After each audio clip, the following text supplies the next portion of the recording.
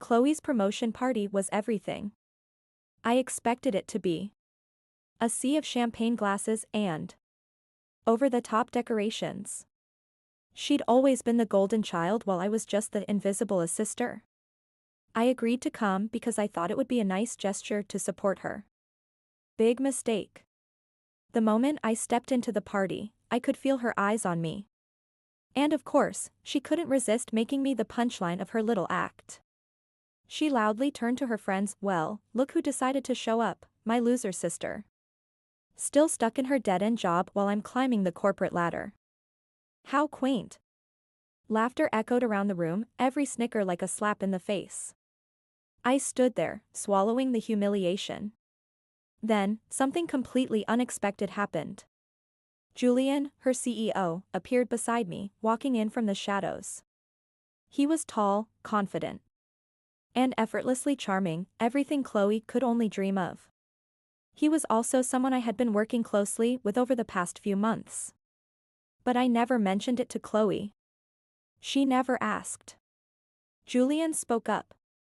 "I think there's been a bit of a misunderstanding," he said smoothly, his gaze fixed on Chloe. The room quieted. "Your sister," Julian continued, "has been the mastermind behind some of our biggest acquisitions this year. The projects she's led have been worth millions. She's done more for this company than you probably even realize."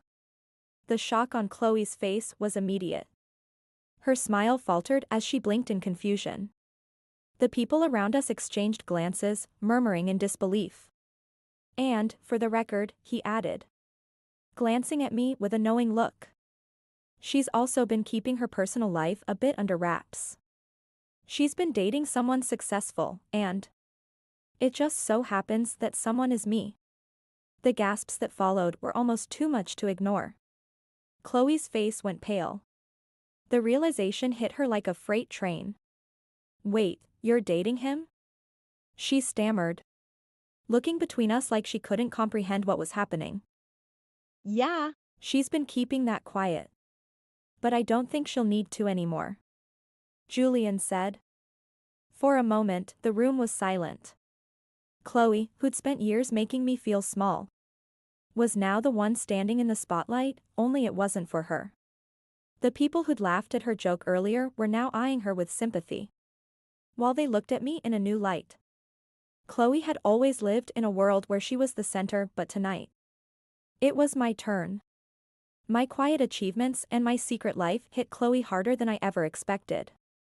"Cheers to you, by the way," Julian said, raising his glass to me, breaking the silence.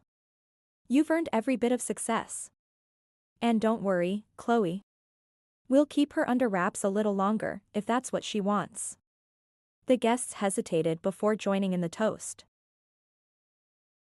Her world crumbling before her eyes. Chloe stood there, frozen. I wasn't the loser anymore. Chloe had just learned that sometimes the quiet ones are the ones who have everything.